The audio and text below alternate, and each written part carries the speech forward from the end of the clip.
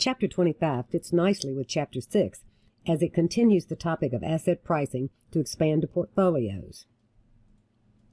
In Part A, we'll cover basic portfolio theory and expand on what we learned about the capital asset pricing model in Chapter 6. We're continuing to work on establishing the cost of equity for a firm. This sets up the given data for the mini case. We are given two assets, asset A and B, with expected return, standard deviation, and correlation. We're going to construct a portfolio of 30% A, 70% B. Here's our given data again.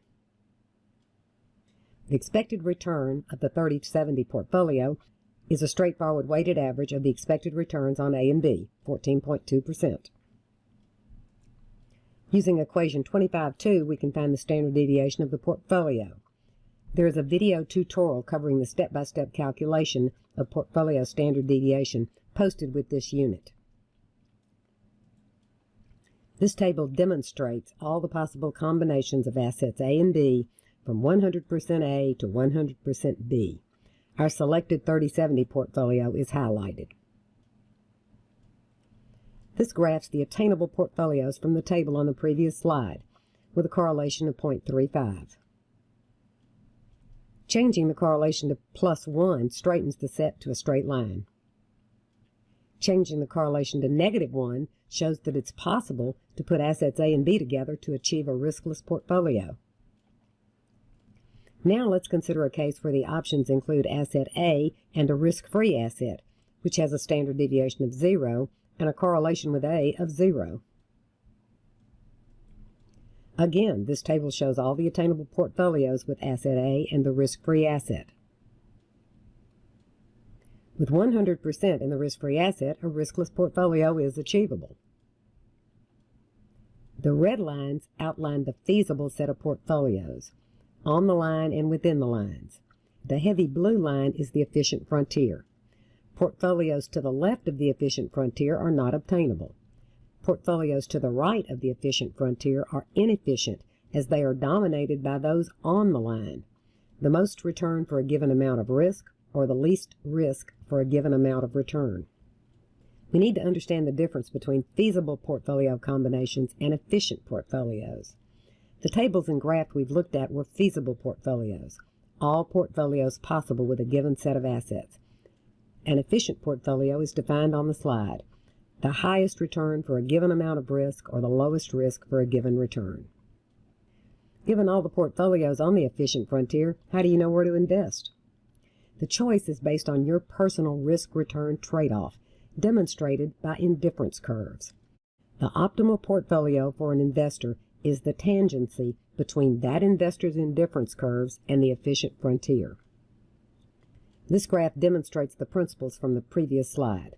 The optimal portfolio for investor A is found at the tangency of A's indifference curves and the efficient frontier, the blue lines, the blue dot.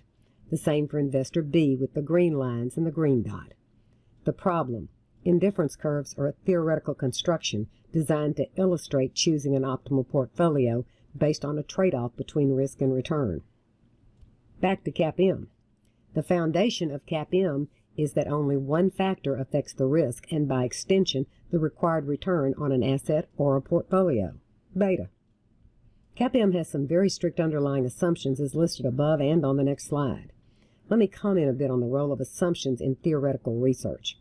They may appear extremely limiting, making any results unrealistic.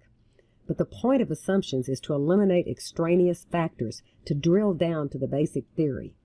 Once that's established, the strength of the theory is tested by relaxing each of the assumptions in turn and retesting the model. We know, for example, investors cannot borrow at the risk-free rate, nor do we all have identical expectations. Taxes and transaction costs are assumed away since they would differ investor to investor. When we looked at the efficient frontier created by the two-asset portfolio, A and B, the result was a curve. When you add the risk-free asset to the mix, investors can now combine an efficient portfolio with the risk-free asset. This creates a new set of efficient portfolios defined by the straight line from the risk-free asset's intersection with the y-axis to the efficient frontier. This is shown on the next slide. The risk-free asset has, by definition, zero risk. Investors can now choose portfolios with a varying percentage of the risk-free asset and an efficient portfolio. All portfolios on the line RF to Z now dominate those on AB, so all investors should choose a portfolio that lies on this line. The line RF to Z on the graph is the capital market line, representing all linear combinations of the risk-free asset and portfolio M. Thus, the CML defines the new efficient set. Adding investor indifference curves to the CML graph finds a new point of tangency R, defining the optimal portfolio for this investor. Note that portfolio M is the market portfolio, which must contain every asset in exact proportion to that asset's fraction of the total market value of all assets. Clearly, the market portfolio is a theoretical construction designed to illustrate the concepts of optimal portfolio selection. The CML equation specifies a linear relationship between expected return and risk, with the slope of the CML equal to the expected return on the market portfolio minus the risk-free rate divided by the standard deviation of the returns on the market. The implications of the CML are stated on this slide. The expected return on any efficient portfolio is equal to the risk-free rate plus a risk premium. The optimal portfolio for any investor is the point of tangency between the capital market line and the investor's indifference curves. The capital market line is for efficient portfolios what the security market line is for individual stocks. You'll recall the SML equation from Chapter 6. This ends the first part of Chapter 25. In Part B, we'll continue with CAPM and also consider arbitrage pricing theory.